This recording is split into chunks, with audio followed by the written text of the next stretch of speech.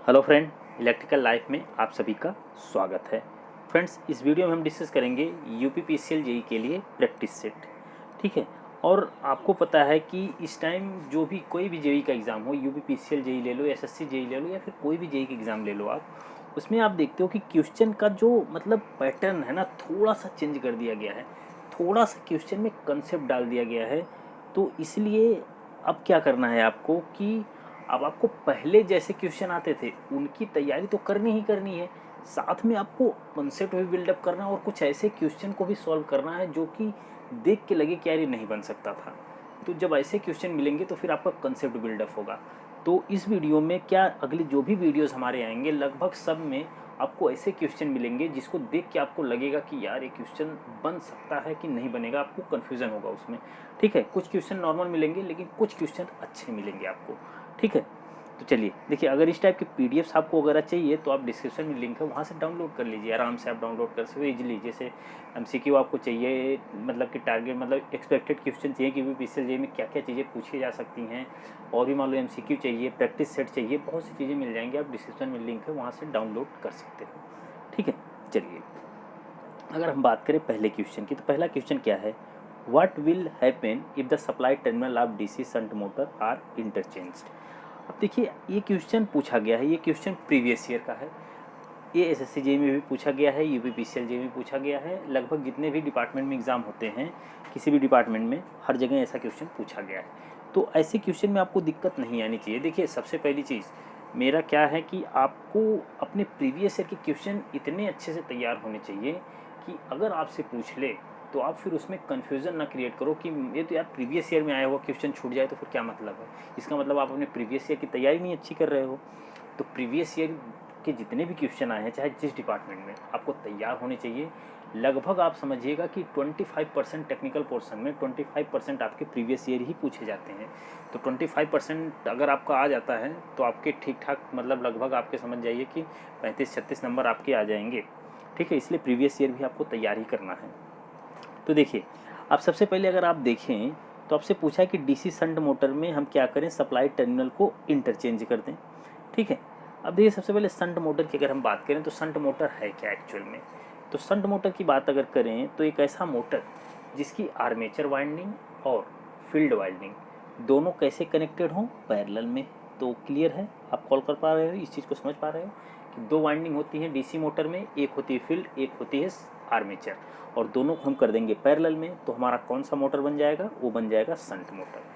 यानी armature winding के parallel में जब आपका कौन सी वाइंडिंग होगी, फील्ड वाइंडिंग, तो कौन सा मोटर होगा, शंट मोटर। और शंट मोटर की जो स्पीड होती है वो आपको हमेशा याद रखना है कि क्या होती है, कांस्टेंट होती है। क्या होती है, कांस्टेंट होती है। जब इस पर लोड पड़ता है तो हल्का सा ड्रॉप होती है। क्वेश्चन आता है कभी कभी कि जब इस पर ज़्यादा लोड होता है या फिर लोड आता है तो फिर उसकी स्पीड में क्या होता है, तो स्लाइटली ड्रॉप। ठीक है, ऑप्शन मिलेगा आपको स्लाइटली ड्रॉप, तो थोड़ा सा मतलब ड्रॉप होता है। ठीक है। अब चलिए, क्वेश्चन को अगर हम देखें तो आप ऑप्शन को पढ़िए ध्यान से कि क्या क्या है। मोटर विल स्टॉप, क्या है कि what will happen if the supply terminal of DC shunt motor are interchange. अब सप्लाई टर्मिनल को हम इंटरचेंज कर रहे हैं तो motor will run as its normal in the same direction as it was running. तो देखिए, फिर the direction of rotation will reverse. Motor will run at speed lower than the normal speed in the same direction. तो अगर ये question आपने previous year में देखा है तो बहुत ही आसानी से आप आंसर दे दोगे कि इसका आंसर क्या होगा, ऑप्शन नंबर बी होगा। क्या होगा, ऑप्शन नंबर बी। लेकिन कैसे, क्योंकि अब देखिए दो टर्मिनल हैं आपके पास। ठीक है। अब जैसे अगर मैं सप्लाई टर्मिनल की बात करूँ तो सप्लाई टर्मिनल के लिए आप सप्लाई टर्मिनल को इंटरचेंज कर रहे हो। अगर मैं बात करूँ कि जैसे कि फील्ड वाइंडिंग है, ठीक, फील्ड वाइंडिंग और आर्मेचर वाइंडिंग, ये दोनों आपके लिए सप्लाई का काम करेंगी। ठीक है। तो देखिए, इन दोनों को मिला के आपका क्या बना, सप्लाई टर्मिनल। सप्लाई टर्मिनल का मतलब क्या हो गया कि इस वाइंडिंग को और इस वाइंडिंग दोनों को आप चेंज कर रहे हो। यानी आर्मेचर वाइंडिंग और फील्ड वाइंडिंग, यानी फील्ड वाइंडिंग को आर्मेचर, आर्मेचर को फील्ड, इस तरह से आप रिप्लेस कर रहे हो। तो उस कंडीशन में क्या होगा, मोटर के घूमने की डायरेक्शन चेंज होगी नहीं। ये पॉइंट याद रखिएगा कि जब दोनों को चेंज करते हैं तो मतलब मोटर की रोटेशन की जो मतलब है डायरेक्शन, वो चेंज नहीं होगी। लेकिन किसी एक को जैसे फील्ड हो गई, हम कह रहे नहीं हमें इसे चेंज करना है। ठीक है। जैसे फील्ड की डायरेक्शन, डायरेक्शन का मतलब समझ लो सप्लाई टर्मिनल। अब जैसे ये फील्ड है, इसका सप्लाई टर्मिनल जैसे एक ये होगा, एक इसका एक पॉजिटिव सिरा, एक निगेटिव सिरा। समझ में आ गया? आर्मेचर होगा, उसका एक पॉजिटिव सिरा, एक निगेटिव सिरा हो गया। ठीक है, ये आर्मेचर। अब हम कह रहे हैं कि सिर्फ इस फील्ड का हम चेंज करेंगे। अब फील्ड का चेंज करने का मतलब कि इसको निगेटिव और ऐसा ऐसा बना देंगे। अब हमारा चेंज हो गया ये वाला, और इसकी सप्लाई टर्मिनल को ऐसे ही रख रहे हैं हम। ठीक है, इसकी सप्लाई टर्मिनल को ऐसे ही रख रहे हैं, तो उस कंडीशन में क्या होगा, मोटर के डायरेक्शन मतलब जो होगी वो चेंज हो जाएगी।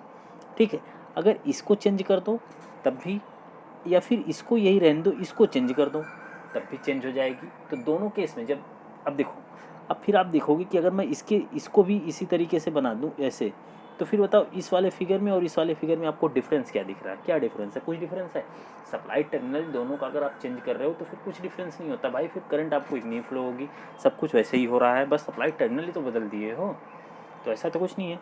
तो जब दोनों चेंज करेंगे तो फिर नहीं रोटेशन चेंज होगा, जब किसी एक को, फील्ड को तो, या फिर इसके सप्लाई टर्मिनल को तो जाके ऐसा होगा। तो क्लियर है, आपको समझ में आ गया होगा ये चीज़। चलिए अगला क्वेश्चन, अगला क्वेश्चन देखिए क्या है। हाँ, अगला क्वेश्चन है कि maximum torque in A 3 phase induction motor depends on. ठीक है, चलिए देखते हैं पहले इसको। चलिए अब देखिए क्वेश्चन क्या है। ठीक, तो अगर आप ध्यान से देखिए तो क्वेश्चन क्या है कि 3 फेज वाली मोटर में अधिकतम बल आघूर्ण निर्भर करता है।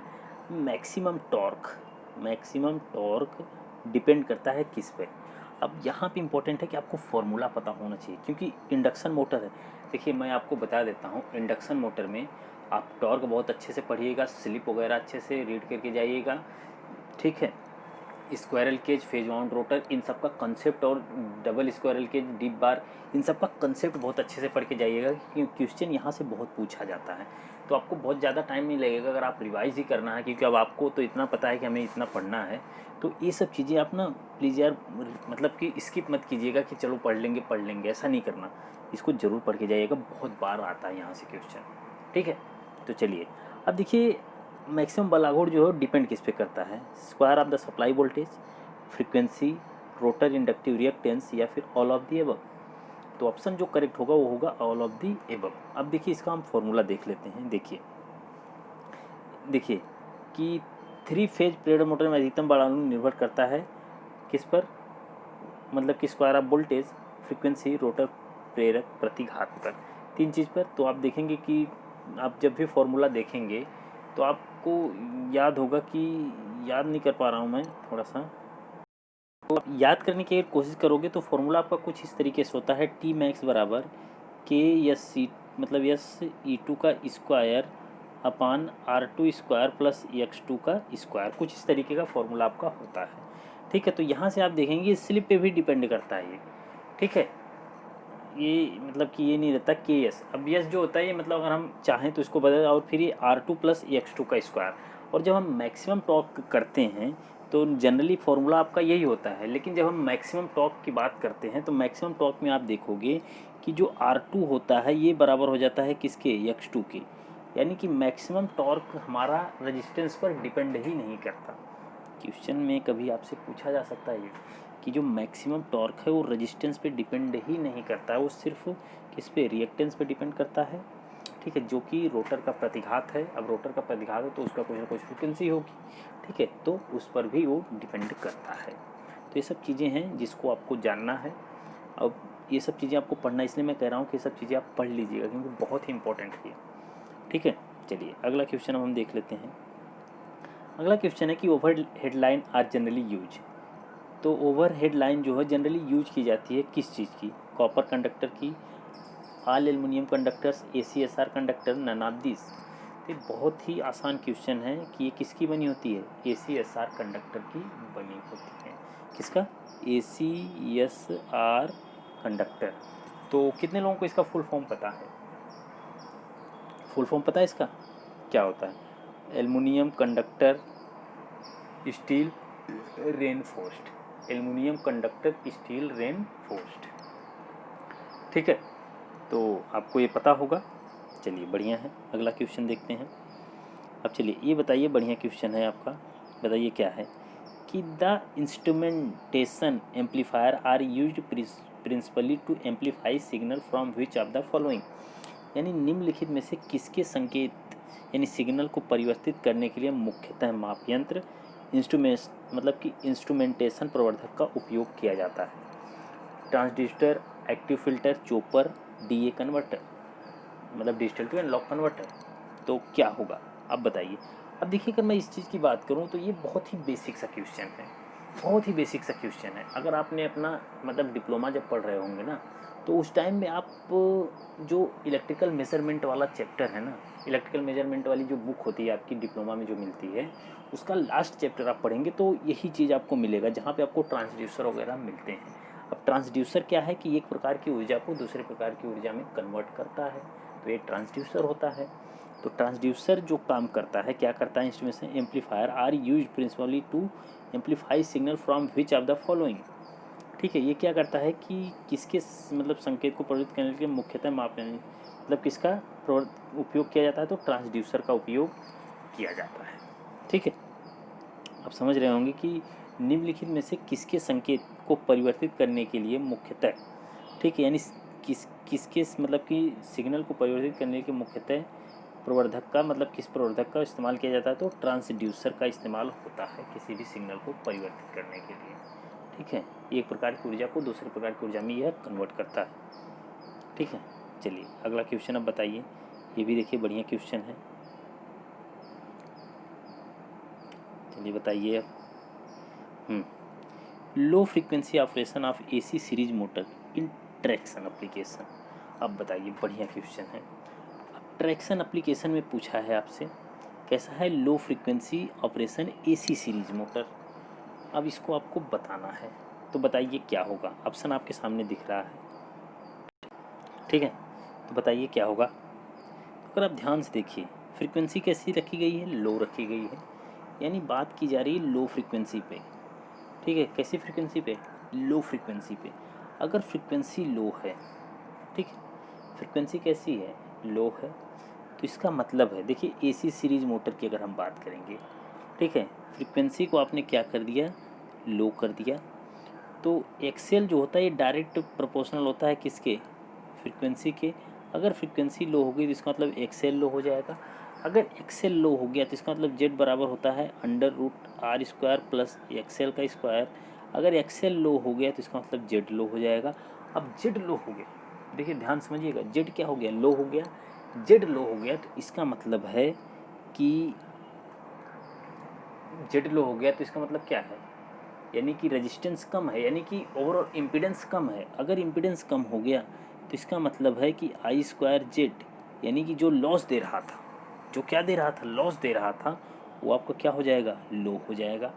लॉस क्या होगा, लो हो जाएगा। अगर लॉस लो हो गया तो इसका मतलब क्या है, इसका मतलब है कि इफ़िशियंसी बढ़ जाएगी, यही ना। लॉस जैसे किसी भी मशीन में लॉसेस कम है, इसका मतलब इफ़िशियंसी ज़्यादा होगी उसकी, तभी तो लॉसेस कम है। ट्रांसफार्मर ले लो भाई, ट्रांसफार्मर में क्या होता है, लॉस बहुत कम होता है, इसलिए उसकी इफिशियंसी कितनी होती है, 98%।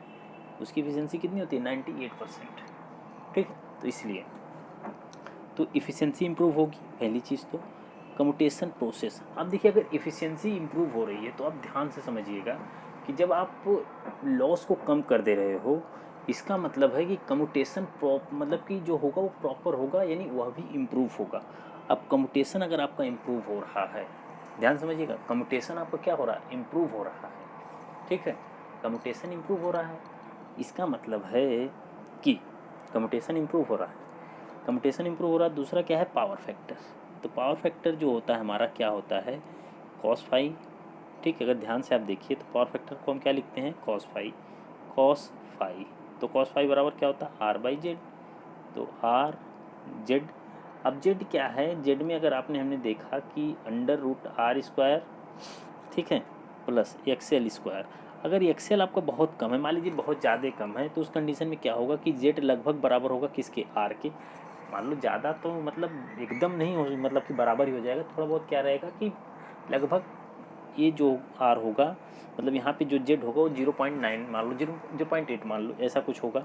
अब ये एक है, ये 0.9 है, तो लगभग आपको क्या हो रहा है कि पावर फैक्टर भी क्या हो रहा है, इम्प्रूव हो रहा है, क्योंकि जेड जो है लगभग बराबर है आर के। तो आर और आर क्या होगा, एक होगा, एक का मतलब यूनिटी पावर फैक्टर। तो लगभग आपका पावर फैक्टर भी क्या होगा, इम्प्रूव होगा जब भी आपकी लो फ्रिक्वेंसी वाला ऐसी सीरीज मोटर रखा जाएगा। तो ये सारे मतलब कि मतलब थे बातें थी इसकी जो कि आप समझ सकते हो। तो इसका जो ऑप्शन ए है वो करेक्ट हो जाएगा, ठीक है। तो बाकी के जो ऑप्शन है वो गलत होंगे, ये वाला सही रहेगा, ठीक है। चलिए अगला क्वेश्चन।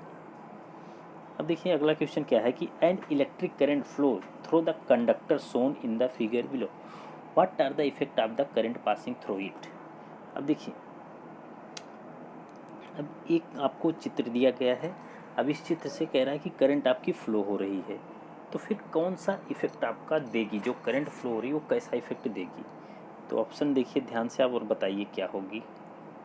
हाँ, ऑप्शन अगर आप ध्यान से देखें तो both magnetic and effect and heating effect, only chemical effect, only magnetic effect, only heating effect. अब देखिए, जब भी कहीं से करंट फ्लो होती है तो आपको एक चीज़ पता है कि अगर किसी कंडक्टर से करंट फ्लो होती है, किसी वायर से, ठीक, किसी वायर से करंट फ्लो होती है तो उसमें मैग्नेटिक फील्ड भी होता है। अगर मैग्नेटिक फील्ड है तो इसका मतलब है कि मैग्नेटिक इफेक्ट है। कौन सा इफेक्ट है, मैग्नेटिक इफेक्ट। अगर किसी वायर से करंट फ्लो हो रही है तो वहाँ पे हीटिंग भी होती है, तो हीटिंग इफेक्ट भी आएगा। कौन सा आएगा, हीटिंग इफेक्ट भी आएगा। तो magnetic effect and heating effect दोनों होगा इसमें, ठीक है। तो फिगर दे के ऐसे कुछ पूछे तो आप हमेशा बहुत आसानी से बता सकते हो। तो ऑप्शन नंबर ए करेक्ट हो जाएगा। चलिए अगला क्वेश्चन हम देखते हैं।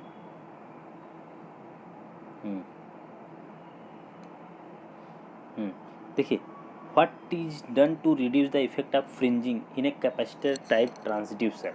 अब देखिए कैपेसिटर टाइप ट्रांसड्यूसर क्या है, ठीक है। सबसे पहले इसमें हम क्या करना है, फ्रिंजिंग इफेक्ट को मतलब फ्रीजिंग प्रभाव को कम करना है।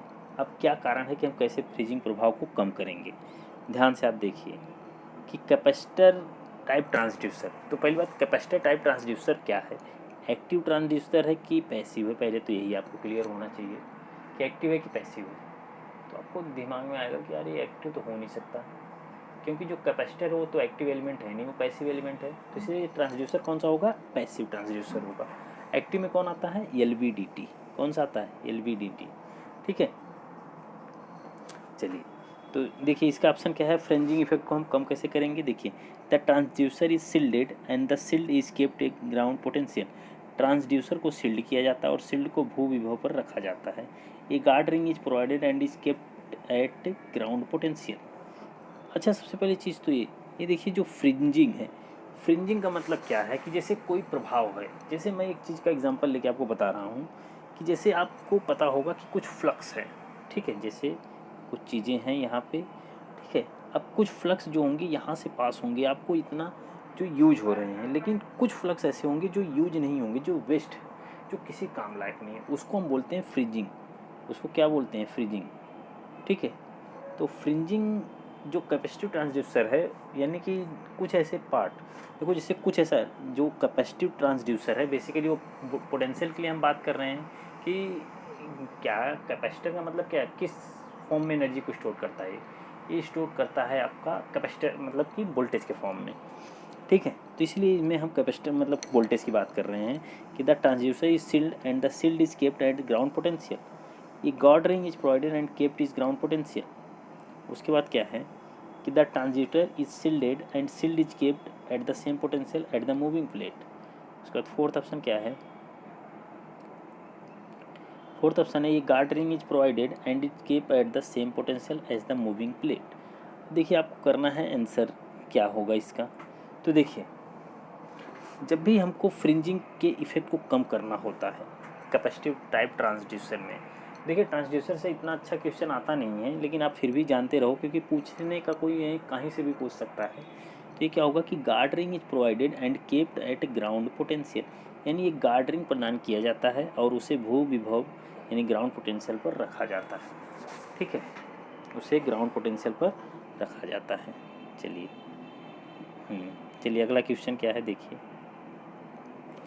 अगला क्वेश्चन आपका है कि the inductive reactance of a circuit is 60 ohm when it supply with a 50 hertz supply, what will be the value of inductive reactance in ohm of the circuit if it is supply with 60 hertz supply. अब देखिए ऐसा question पूछा गया है, ऐसा नहीं है, ऐसा क्वेश्चन आया है, बहुत ही आसान क्वेश्चन है। देखिए हम सॉल्व कैसे करेंगे, इसको सॉल्व करने की हम कोशिश कर रहे हैं। देखिए ध्यान से, सबसे पहले 50 हर्ट्ज सप्लाई थी तो वो कितना था, 60 ओम था। अब 60 हो गई तो कितना होगा। तो सबसे पहले हम देखते हैं कि इंडक्टिव रिएक्टेंस की बात किया गया है। अब देखो इंडक्टिव रिएक्टेंस की अगर बात की गई है तो एक्सएल जो बराबर होता है वो होता है 2 पाई एफ एल के। ठीक, अब इससे पता चलता है कि एक्सएल प्रोपोर्शनल है एफ के। एक्सएल जो है प्रोपोर्शनल है किसके, एफ के। इसका मतलब है कि एक्सएल बढ़ेगा तो एफ बढ़ेगा, या फिर पहले एफ बढ़ेगा तो फिर एक्सएल बढ़ जाएगा। ठीक है, दोनों एक दूसरे के प्रोपोर्शनल है तो एक बढ़ेगा दूसरा अपने आप बढ़ जाएगा। तो देखिए इसमें क्या है कि सबसे पहले आपके पास कितना था, ये देखिए 50 हर्ट्ज दे रहे थे तो 60 ओम होता था। उसके बाद आप 60 दे रहे हैं तो फिर कितना होगा, यानी जब 50 हर्ट्ज दे रहे हैं तो ये भैया है 60 हर्ट्ज। अब कह रहे हैं भैया मैं तो बढ़ गया 60 हो गया, अब बताओ मैं कितना हो जाऊँगा। ठीक है, तो ये कह रहे हैं कि चलो 60 हो गए तो 60 गुणे 60 बटे 50, यही तो होगा, यही तो होगा ना। देखो सबसे पहले मैं कैसे करता हूँ, ध्यान समझिएगा कि ये 50 है, 50 पे आपको कितना मिल रहा है, 60 ओम। ठीक, फिर 1 हर्ट्ज पे कितना मिलेगा, 1 हर्ट्ज पे, 1 हर्ट्ज पे हमको मिलेगा 60 बटे 50। ठीक, 60 बटे 50, फिर हमें 60 पे कितना मिलेगा, तो 60 पे मिलेगा 60 गुणे 60 अपॉन 50। ये कैंसिल होगा जीरो से, 12 पच्चीस होगा 60, तो 12 छक हो जाएगा 72, 72 ओम। तो 60 हर्ट्ज पे कितना मिलेगा, 60 हर्ट्ज पे 72 ओम मिलेगा।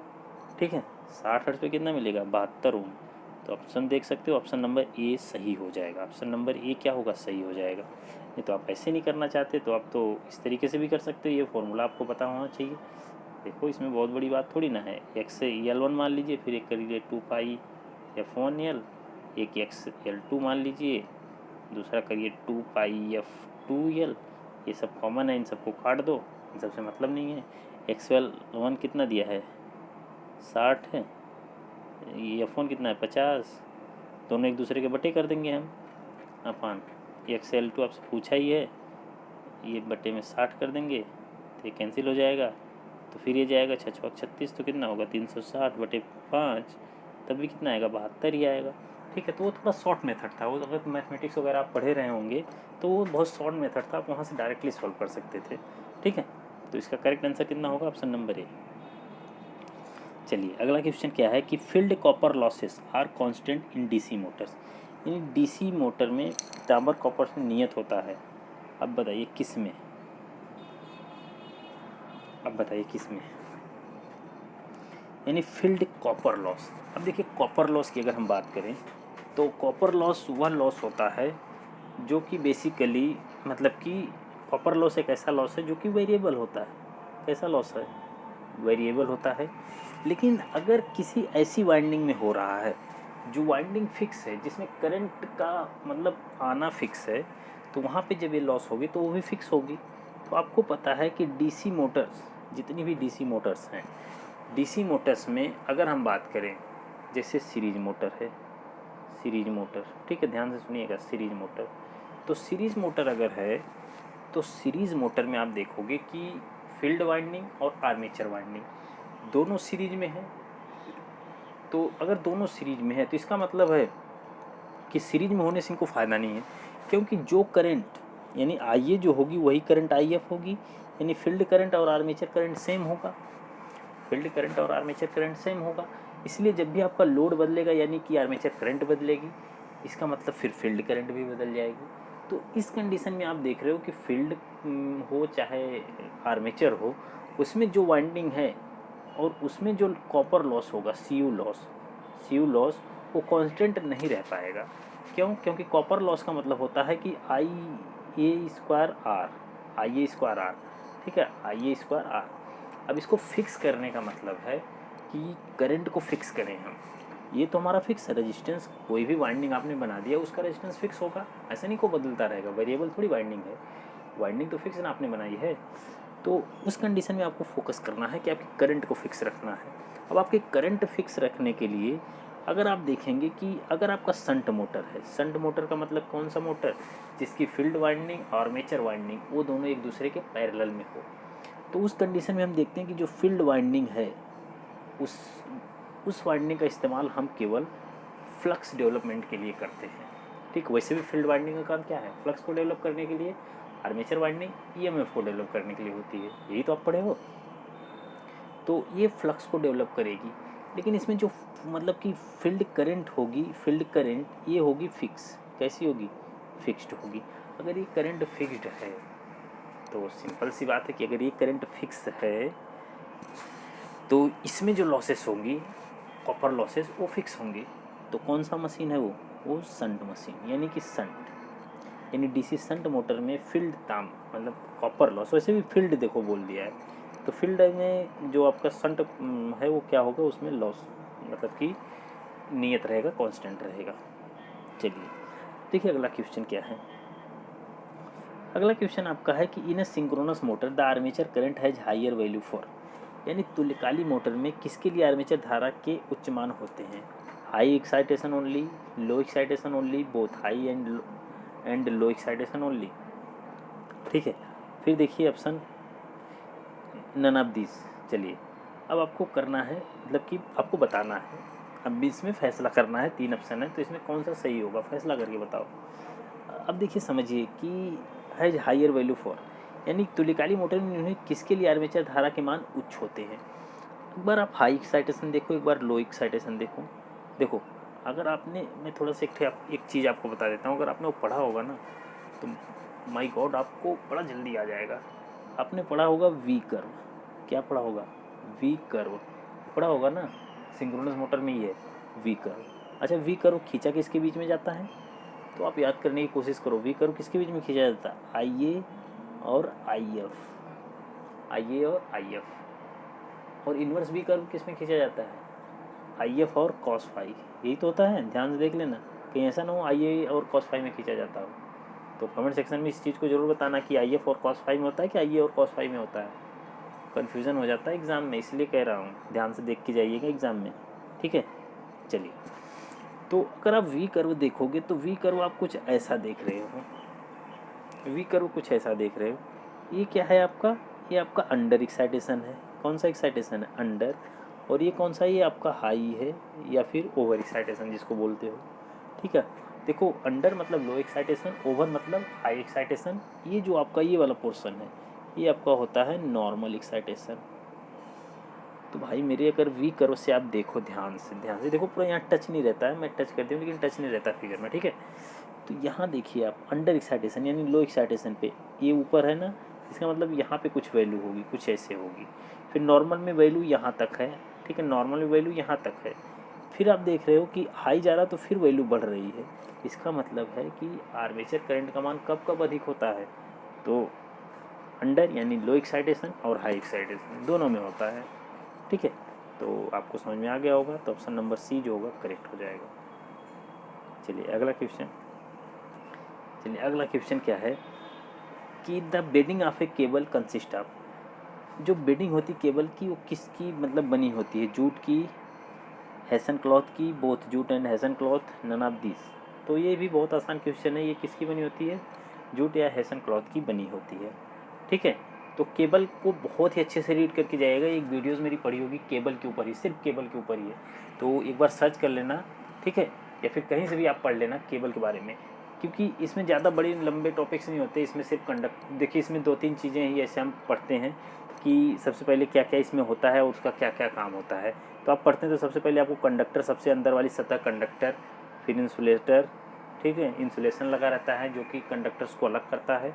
फिर उसके बाद आप जाएंगे तो आर्मरिंग, बेडिंग, सर्विंग, ऐसे ही करके आपका 6-7 आता है, 1-2 नाम और इसमें बीच में होता है। ठीक है, वही सब करके आता है। फिर उसके बाद कुछ नहीं रहता है, यही सब चीज़ें रहती हैं। तो इन सब 5-6 चीज़ ही है, बस 5-6 टर्म है।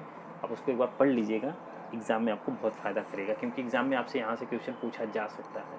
ठीक है, चलिए अगला क्वेश्चन देखिए क्या है। अब देखिए ये बहुत बढ़िया क्वेश्चन है, ये बहुत बार पूछा हुआ क्वेश्चन है कि the fuse installed in which of the following wire. तो फ्यूज किस में करोगे भाई? फ्यूज का काम क्या है? मतलब कि अगर करंट अधिक हुई तो फिर ये गल जाता है। ये कहता है मुझसे अब नहीं हो पाएगा, मैं सह नहीं पाऊँगा। इसकी सहन शक्ति बहुत ज़्यादा नहीं होती है। इसको एक फिक्स किया जाता है कि भाई देख, ठीक है, इसको मतलब एक पॉइंट के लिए, यानी एक एक सीमा, एक मतलब एक लिमिट के लिए फिक्स किया जाता है कि इतनी वैल्यू की करंट जाएगी तो ये झेलेगा, इसके ऊपर जाएगा तो कहेगा भाई मैं ना झेल पाऊँ, मैं गर्म होके मतलब कि गल जाऊँगा, इससे ज़्यादा मैं नहीं हो पाऊँगा, मैं डिस्चार्ज हो जाऊँगा। तो फिर वही चीज़ है। तो फ्यूज अब करंट किस में कब ज़्यादा होगी, तो न्यूट्रल में आप लगाओगे। न्यूट्रल में, न्यूट्रल से क्या होगा इसका, न्यूट्रल से कुछ नहीं होता, फेज वायर में लगाते हैं। किस में लगाते हैं, फेज वायर में। तो ऑप्शन नंबर बी करेक्ट होगा। ऑप्शन नंबर बी क्या होगा, करेक्ट होगा। ठीक, चलिए अब हम देखते हैं अगला क्वेश्चन। अब अगला क्वेश्चन भी बहुत बढ़िया क्वेश्चन है, देख के ही आप बताओ क्या होगा आंसर इसका। देखिए आंसर आपको दिख जाता है लेकिन कोई बात नहीं, बताइए फिर भी कि donor impurity atom in A semiconductor result in new, यानी अर्धचालक में डोनर अशुद्ध अणु के परिणाम स्वरूप नया बनता है। Wide energy band, narrow energy band, discrete energy level just below conduction level, discrete energy level just above valency level. अब आपको बताना है अर्धचालक में डोनर अशुद्धि के कारण, डोनर के कारण। देखो यहाँ पे दो क्वेश्चन आपका बनेगा, डोनर के लिए भी पूछ सकता है और आपका एक्सेप्टर के लिए भी पूछ सकता है। एक्सेप्टर के लिए, एक्सेप्टर, ठीक है। तो बहुत ही अच्छे से बताइए क्या होगा करेक्ट आंसर। तो करेक्ट आंसर इसका होगा discrete energy level just below conduction level, यानी कि जो संचालन स्तर के ठीक नीचे ऊर्जा स्तर के लिए जब भी हम डोनर इम्प्योरिटी यूज करेंगे, तो जैसे आपके तीन बनते हैं ना, ये इस तरीके से हम देखते हैं कि ये हमारा बैलेंसी बैंड है, ये हमारा बैलेंसी, ये कंडक्शन बैंड है, ये हमारा ज़ीरो है। तो फिर वहाँ पे हम देखते हैं कि एक तो हमारा मतलब कि इसको पार करके इसको जाता है, जब मतलब कि बैलेंसी बैंड को पार करके कंडक्शन बैंड में, सॉरी ये कंडक्शन बैंड होता है, ठीक है, और ये बैलेंसी बैंड होता है, कुछ ऐसे ही करके है ना। हाँ कि जब हमारा नहीं, ये कंडक्शन बैंड होगा, ठीक है, और ये बैलेंसी बैंड होगा कि जब हमारा इलेक्ट्रॉन बैलेंसी बैंड को पार करके कंडक्शन बैंड में चला जाता है तो एनर्जी फ्लो मतलब कि करंट फ्लो होने लगती है। तो उस कंडीशन में आप देखोगे कि discrete energy level just below conduction level. तो discrete energy level just below conduction level, तो कंडक्शन लेवल से नीचे क्या होगा आपका, डिस्क्रीट एनर्जी लेवल होगा।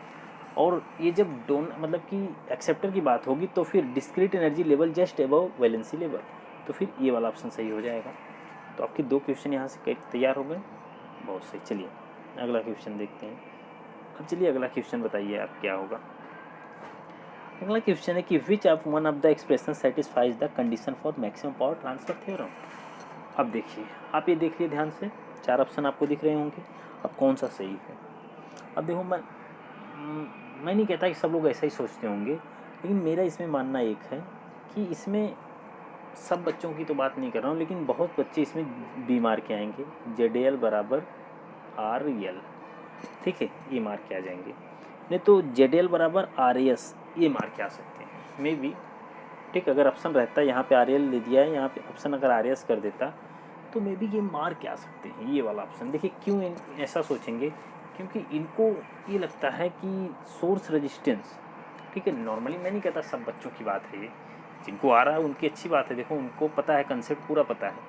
तो आपको ध्यान से समझ लेना है कि ऑप्शन पहले तो देखो, अगर आर एल बराबर आर एस है तो फिर सही है, क्योंकि यहाँ पे ना तो सिग्नल की बात नहीं किया है कि एसी सिग्नल है कि डीसी सिग्नल है, ठीक है। तो आर एल बराबर आर एस होता तो वो सही होता है, लेकिन यहाँ चारों ऑप्शन में आर एल बराबर आर एस नहीं है, तो ये फिर गलत है। पहली चीज़ तो ये है ही नहीं, तो इसमें से ये सब गलत।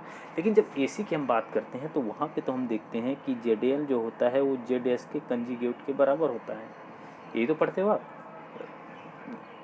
कि लोड इम्पिडेंस सोर्स इम्पिडेंस के कंजुगेट के बराबर होगा। ये जो ऊपर स्टार लगा है ये कंजुगेट है, तो ये आपका करेक्ट हो जाएगा, ऑप्शन नंबर ए। ओके, चलिए हाँ अब इसका बताइए कि which one of the following statement is true about reluctance. अब रिलेक्टेंस से कौन सा मतलब सही है, तो देखिए बहुत ही आसान क्वेश्चन है, इसमें ज़्यादा सोचने की ज़रूरत नहीं है कि permeability is the reciprocal of reluctance, reluctivity is the reciprocal of reluctance, permeance is the reciprocal of reluctance, susceptibility is the reciprocal of reluctance. तो आपको बहुत ही आसानी से पता होगा कि रिलेक्टेंस, रिलेक्टेंस मतलब एक ऐसा शब्द, एक ऐसा मतलब कि एक ऐसा आदमी जो विरोध करता है फ्लक्स के जनरेट होने का, एक ऐसा मतलब कि एक ऐसा टर्म, एक ऐसा नाम जो कि हमेशा विरोध करता है फ्लक्स के स्तंभ, मतलब कि फ्लक्स के स्थापन का, यानी फ्लक्स के जनरेशन का ये हमेशा अपोज करता है। यानी कि अब इसमें कौन सा ट्रू है, तो ट्रू का मतलब अब सब में परमिबिलिटी, रिलेक्टिविटी, परमियंस, ससेप्टिबिलिटी। तो इसमें आप देखोगे कि जो डायरेक्ट कनेक्शन है रिलेक्टेंस का, वो डायरेक्ट कनेक्शन किसके साथ बन सकता है, तो डायरेक्ट कनेक्शन बन सकता है परमियंस के साथ। डायरेक्ट कनेक्शन किसके संग बनेगा, परमियंस के साथ। अब परमियंस एक ऐसा आदमी है जो क्या करता है, सपोर्ट करता है। रिलेक्टेंस एक ऐसा आदमी है जो क्या करता है, विरोध करता है। तो इसका मतलब है ये एक दूसरे के अपोजिट होंगे। अपोजिट होने का मतलब कि परमियंस को अगर पी से लिखें तो 1/s, यानी परमियंस बराबर 1/s। यस मतलब होता है रिलेक्टेंस, ठीक है। तो परमियंस रेसिप्रोकल होता है किसका, रिलेक्टेंस का। तो करेक्ट आंसर क्या होगा, ऑप्शन नंबर सी, ठीक, इसमें कोई डाउट नहीं है। अब देखिए जब परमिबिलिटी की बात करते हैं, परमिबिलिटी, जैसे आपको पता है कि रेजिस्टेंस का रेसिप्रोकल क्या है, कंडक्टेंस, ठीक है। रजिस्टिविटी का रेसिप्रोकल क्या है, कंडक्टिविटी।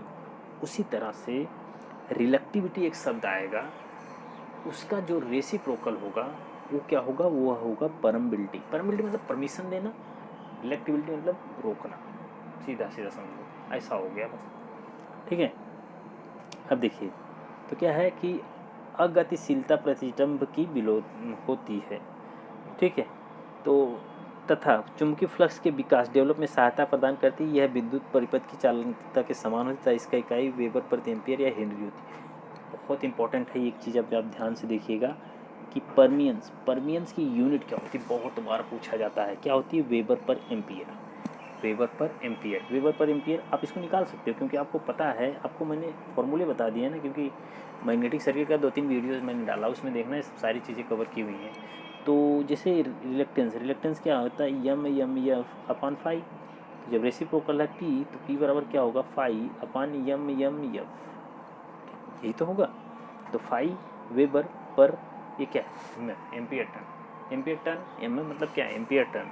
तो टर्न नहीं ये मान लो तो एम्पियर, तो ये हमेशा याद रखिएगा, ये पूछा जाता है। तो वेबर पर एम्पियर या हेनरी।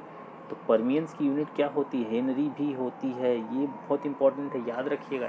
हेनरी सिर्फ इंडक्टेंस की यूनिट नहीं होती है, परमियंस की भी यूनिट होती है। तो रिलेक्टेंस बराबर 1 अपान परमियंस, जो कि मैंने आपको बताया।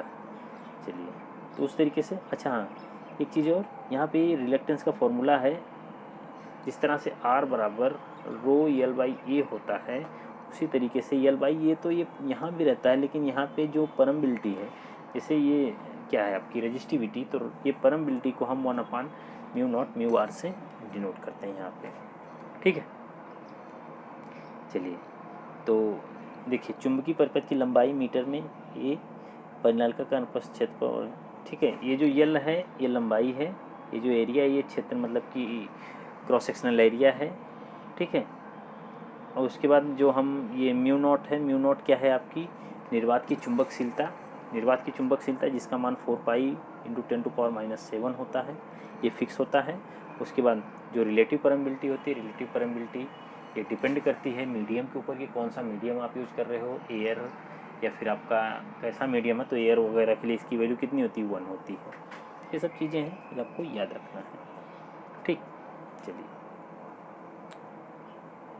चलिए अगला क्वेश्चन क्या है, अगला है कि what is the value of the phase angle in degree of series RL circuit having an impedance of 150 ohm and inductive reactance of 90 ohm when supply with the frequency of 50 hertz. अब देखिए आपको क्या पूछा गया है ना, phase angle पूछा गया है। तो मुझे नहीं लगता कि इससे आसान क्वेश्चन आपकी लाइफ में मिला होगा, इससे आसान क्वेश्चन, बट निकालेंगे कैसे, क्योंकि आपको यहाँ R पता है, आपको XL पता है, तो हम निकालेंगे कैसे, बस यही सवाल अब बन गया आपका कि हम निकालोगे कैसे। तो भैया निकालो, चलो देखते हैं निकाला कैसा गया है। तो यहाँ हम क्या करेंगे ना, सबसे पहले हम निकाल लेंगे इम्पीडेंस। अगर ऐसा नहीं होता, देखो मैं नहीं कहता कि आप इम्पीडेंस निकालो, इम्पीडेंस मत निकालो। अच्छा यहाँ पे जो 150 ओम में प्रतिबाधा है और 90 ओम जो है वो प्रतिरोध की प्रतिक्रिया, यानी जेड का मान दिया है 150, सॉरी मेरे से मिस्टेक हो गई, और एक्सेल का मान कितना दिया है, 90 दिया, मुझे लगा ये आर का मान है, ठीक है। बट कोई दिक्कत नहीं है, हमेशा एग्ज़ाम में आप नोटिस करिएगा क्वेश्चन को ध्यान से पढ़ने की, ठीक है। चलिए, तो यहाँ से आप निकालोगे, सबसे पहले हम आर की वैल्यू निकालते हैं, आर की, ठीक है। हम आर की वैल्यू निकालते हैं तो आर बराबर जो होगा, तो आपने पढ़ा होगा कि जेड बराबर जो होगा under root R square plus XL square, यही होता है। तो हम देखेंगे आर बराबर क्या हो जाएगा, जेड स्क्वायर माइनस एक्सएल का स्क्वायर, इस तरीके से। आप तो इतना तो आपको बेसिक चीज़ें तो आती ही होंगी। तो जेड स्क्वायर मतलब 150 का स्क्वायर माइनस एक्सएल मतलब 90 का स्क्वायर, ठीक है। तो 150 माइनस 90 का स्क्वायर करके माइनस कर दीजिए, तो आप देखेंगे स्क्वायर करके माइनस करेंगे तो हमारा लगभग 120 आएगा, ठीक है, जब अंडर रूट से बाहर करेंगे। यानी कि हम आर मतलब करेंगे तो अंडर रूट हमारा कितना आएगा, 1440 लगभग आएगा, ठीक है, 1440 के आसपास आएगा। तो आर हमारा कितना आ जाएगा, 120 आ जाएगा। तो आर अगर 120 आ गया तो आर आपको पता है, जेड पता है, एक्सएल पता है, तो आप कोई भी फॉर्मूला लगा दो। आपके पास दो फॉर्मूले हैं, एक तो है कॉस फाई बराबर आर बाई जेड, ये लगा दो, यहाँ से फाई का मान निकाल लो। दूसरा टेन फाई बराबर होता है XL by R, XL by R, ठीक है। तो जो फॉर्मूला पसंद हो, चलो हम कॉस फाई करके देखते हैं। Cos phi R by Z, R का मान कितना निकाला 120, जेड कितना है 150, कैंसिल करो इनको, ये सब शोभा नहीं दे रहे हैं। चलिए फिर इनको हम थोड़ा सा और बढ़ाते हैं। तो कॉस फाई 12/15, तो 3 चौक को 12, 3 पच्चे 15, फिर 5 चौक को 20, तो 5/40, ठीक है, 0.8 आ रहा है। तो अब देखिए आपको समझना है कि अब यहाँ से आपको सोचना है कॉस 30 अंश का मान कितना होता है। कॉस 30 अंश का मान होता है अंडर रूट 3/2, यानी कि 1.732/2। तो ये जब डिवाइड करते हैं तो 0 पॉइंट कितना होता है, देखिए 0 पॉइंट, ये जब इधर जाता है तो 0.8 ऐसे करके कुछ होता है आपका, ठीक है, यही तो होता है। कॉस 30 अंश का मान कितना होता है, नहीं कॉस 30 अंश का मान तो 1/2 होता है। आपने अगर देखा होगा तो कॉस 30 अंश का मान 1/2 होता है, सॉरी, ठीक है। और कॉस 45 का मान 1/2 होता है, 1 होता है, ये ना तो 1/√2 होता है, 1/√2 होता है ना, ऐसे ही होता है। एक बार याद करने की कोशिश करिएगा, याद नहीं आ रहा है, ठीक है। तो आप देखेंगे कि जो आपकी मतलब कि जो आंसर आपका निकलेगा वो आंसर आपका आएगा लगभग 36.87, 36.87। साइन 30 अंश का मान 1/2, तो कॉस 30 अंश का मान होता है अंडर रूट 3/2। अंडर रूट 3/2 का मतलब 1.732 अपान 2, तो आपका लगभग कितना आ जाएगा। फिर आप देखेंगे कि ये आपकी, हाँ सही कह रहे हैं, 1.732 होता है, पता नहीं क्यों दिमाग मेरा मतलब थोड़ा सा वो हो गया, मैं भूल जा रहा हूँ सब चीज़ें, ठीक है। तो ये आपका लगभग 0.89 कुछ ऐसे आएगा। लेकिन आप देखेंगे कि जैसे जैसे हम आगे बढ़ते हैं वैल्यू कम होती जाती है, तो वैल्यू कम होती जाती है। तो यहाँ पे जो हमारे पास वैल्यू है कॉस फाई की, वो वैल्यू सिर्फ 0.8 है, लेकिन जो कॉस 30 है उसका मान 0.8 मतलब थोड़ा और ज़्यादा है। तो उसको कम करने के लिए हमको फाई का मान 30 से ज़्यादा करना पड़ेगा। तो 30 से ज़्यादा में कहाँ है, 36.87। तो आप अपने से आराम से इमेजिन कर सकते हो कि ये वैल्यू होगी, ठीक है। चलिए अगला क्वेश्चन, अगला क्वेश्चन क्या है कि the condition for a maximum power output DC motor is. तो कंडीशन पूछ रहा है मैक्सिमम पावर के लिए, तो क्या होता है, ई बराबर जो होता है वो होता है V/2। ये बहुत बेसिक क्वेश्चन है, ये बहुत बार आया हुआ क्वेश्चन है, तो इसमें ज़्यादा सोचने की ज़रूरत नहीं है। अगर आपने पढ़ा होगा तो ये बहुत बार आया हुआ क्वेश्चन है, तो ऑप्शन नंबर बी इसका सही हो जाएगा। चलिए अगला क्वेश्चन, अगला क्वेश्चन है कि प्रेरण मोटर की तुलना में तुल्यकालिक मोटर शक्ति गुणांक बेहतर होता है, यह किस कारण से होता है। तो ये भी बहुत आसान क्वेश्चन है, आप आराम से बता सकते हो कि जैसे एक इंडक्शन मोटर है और एक सिंक्रोनस मोटर है, तो सिंक्रोनस मोटर में पावर फैक्टर थोड़ा बढ़िया होता है, क्यों। ऑप्शन पढ़ते हैं, stator supply is not required to produce magnetic field, क्या ये कारण है, नहीं। दूसरा क्या है, synchronous motor has no slip, ये हो सकता है, देखते हैं अभी। Mechanical load on the rotor remain constant, तो जो आपका सिंक्रोनस मोटर पे मैकेनिकल लोड कांस्टेंट होता है, नहीं ऐसा कुछ नहीं है। Synchronous motor has large air gap, ऐसा कुछ नहीं है। ठीक है, तो आपका ऑप्शन नंबर बी जो होगा वो करेक्ट होगा। क्यों? क्योंकि देखिए सिंक्रोनस मोटर के पास कोई स्लिप नहीं होती है, यानी कि उसका स्टेटर और उसका रोटर एक सेम स्पीड पे चलते हैं, यानी सिंक्रोनस स्पीड पे चलते हैं। ठीक है, उसका स्टेटर और रोटर जो होगा वो सिंक्रोनस स्पीड पे चलते हैं, इसलिए जो तुल्यकाली मतलब कि जो प्रेरण जो इंडक्शन मशीन है उसमें स्टेटर आगे आगे चलता है। स्टेटर की जो स्पीड है, स्टेटर फ्लक्स की जो स्पीड है रोटर के फ्लक्स से आगे आगे रहती है, तो उस कंडीशन में उनमें एक रिलेटिव स्पीड बनता है। रिलेटिव स्पीड बनता है यानी कि जब रिलेटिव स्पीड बनता है तो वो रोटर पीछे पीछे चलता है, तो जिसके कारण से वह लैग करने लगता है। जब लैग करता है तो इसका मतलब उसका पावर फैक्टर रिड्यूस होता है। लेकिन इसमें जब दोनों साथ साथ चल रहे हैं, कोई स्लिप ही नहीं मिल रही, कोई रिलेटिव स्पीड ही नहीं है, तो इसका मतलब है कि इसमें किसी भी प्रकार के लैगिंग नेचर नहीं है। तो लैगिंग नेचर नहीं है तो इसको हम लैग की तरह भी यूज करते हैं, लीड की तरह भी और नॉर्मल की तरह भी यूज करते हैं, इसलिए इसका पावर फैक्टर थोड़ा सा अच्छा होता है। तो ऑप्शन नंबर बी करेक्ट होगा। चलिए अगला question, which distribution system is more reliable. ये तो बहुत ही बढ़िया क्वेश्चन है, ये तो बहुत बार पूछा हुआ क्वेश्चन, तो इसमें कुछ करना ही नहीं है। कौन सा होगा वैसे आपको पता ही होगा, बताने की ज़रूरत नहीं है क्योंकि बहुत ही आसान क्वेश्चन है। अब इससे अच्छा इससे नॉर्मल क्वेश्चन आएगा नहीं एग्जाम में अगर आ गया तो। ये ऑप्शन नंबर ये है। ठीक है, इसमें ज़्यादा बात ही नहीं करना है। चलिए अगला क्वेश्चन, ये relay use on transmission line, short transmission line. Short transmission line में कौन सा रिले हम यूज करते हैं, तो बताइए कौन सा करते हैं। बढ़िया क्वेश्चन है लेकिन बहुत बार पूछा हुआ क्वेश्चन, रिपीटेड क्वेश्चन है। रिपीटेड क्वेश्चन पे इतना ज़्यादा मैंने कहा ना प्रीवियस ईयर के क्वेश्चन को बहुत अच्छे से तैयार करके जाइएगा आप लोग। तो देखिए शॉर्ट ट्रांसमिशन लाइन तो RAS, reactance relay for short transmission line. RS Agarwal पढ़े हो ना, बुक तो पढ़े ही हो। तो RS का मतलब क्या, RS R reactance relay for short transmission line, तो ऑप्शन नंबर ए करेक्ट होगा।